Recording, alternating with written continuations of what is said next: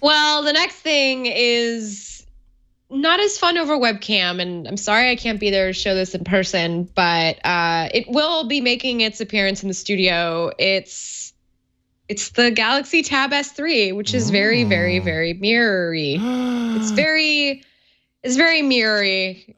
Hey Flo, let me ask you about that. How big's the bezel? Well, I'll show you actually. Does it have a bezel? If it does, then I'm not interested. There we go. There's the bezel. Okay. That's the bezel size. That's a pretty big bezel. I liken this to a flattened out Galaxy S8 is what it reminds me of. Down to the curved corners, I don't like the reflection. The home screen or home button on the bottom, which is also a fingerprint scanner, of course. We have the camera on the back. This guy, I believe, is an 8 megapixel. You don't need more for your tablet, people. You shouldn't be taking this thing to concerts.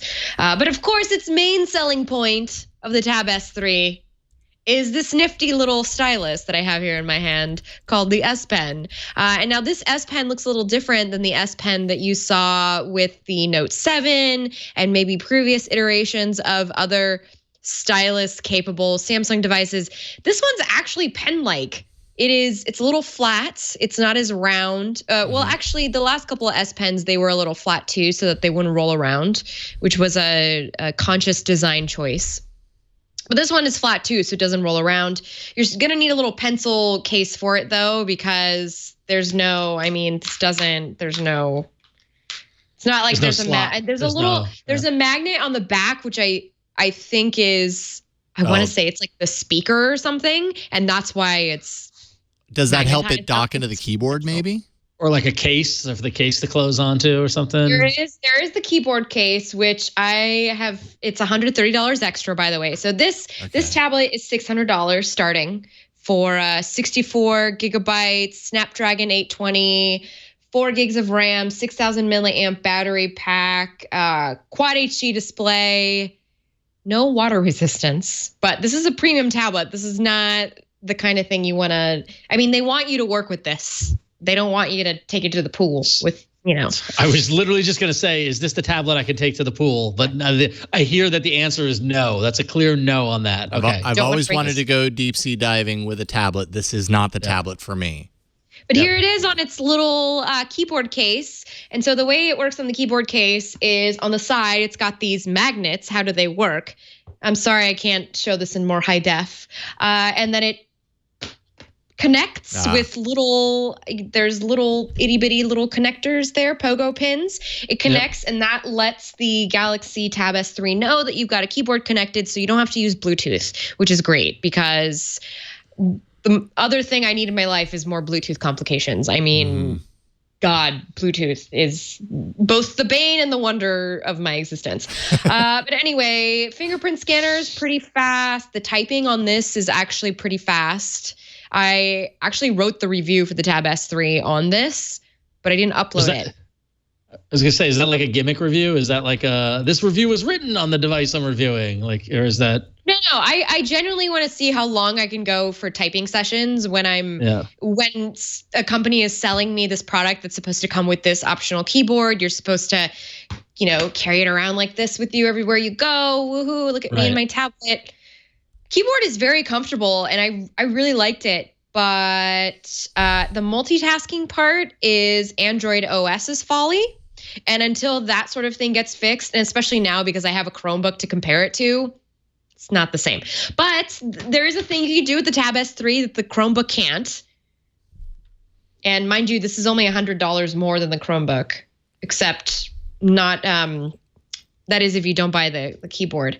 But it's this nifty little feature, which I'm trying to make work right now, which is the ability to write on the screen without the screen actually being on. Oh, yeah. They had that on the Note 7. They had that on the Note 7. Actually, they had that on the Note 5, to be fair. It's not new. But I like it because, you can write quick little notes without Not Penny's boat. without any issue.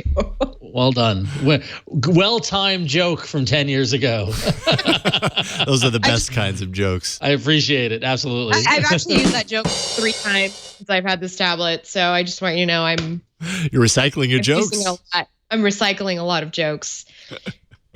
Yeah, so there's a little magnet like this. So it just kind of hangs. So that way the S Pen isn't rolling around. But I don't know if that's intentional, or if that's just because the way the components have been. Yeah, that's what I'm wondering, is if that has to do with setting it up to stick to the keyboard mount.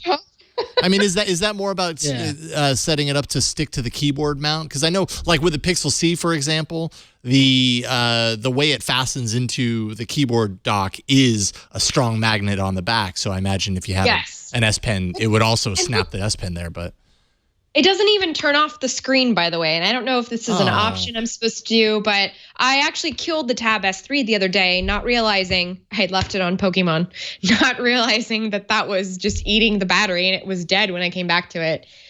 So there's a couple little nuances, but otherwise, it's really nice to see like an iPad Pro level tablet in the Android world, because we haven't had that. Mm-hmm. And this S Pen is just so awesome. I dropped it on the floor. I would go get it, but it's down there. It's just so awesome. I like high dynamic range display, right? That's right. HDR display. And I think the reason I didn't think about that to mention it first is because there's not a lot of HDR content. Right. There's a couple of things on Netflix now, but I don't really care yet.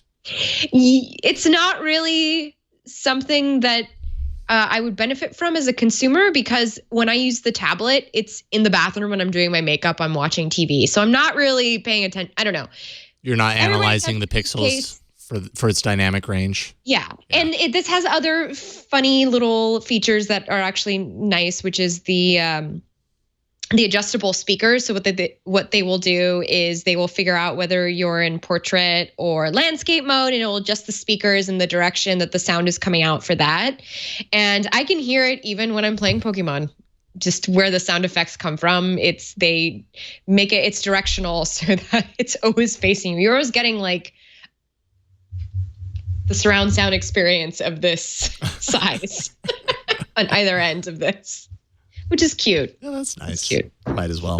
That's cool. Nice. So for $600, not including the keyboard, which would make it like $730 before taxes. It's a pricey tablet. It's a bummer. Yeah. Just a little pricey, and I'm just thinking about the fact that I only paid around $500 for the Chromebook Flip, and granted, it doesn't have a stylus, but I can do I don't know. Still trying to figure out if we can really live this tablet-only life. I'm on that quest. I don't think I can, but I like the look of that tablet. That's pricey, but if you're getting that, I mean, largely you're getting it because of the stylus functionality, I have to imagine. Yes, which I'm going to pick up right now. Whoop, I'm back. There's their tagline, the Galaxy Tab S3, pricey but good. So there you go. There's Samsung marketing for you. Excellent. Well, Samsung needs some help with their marketing. They sure do. They just need so much help.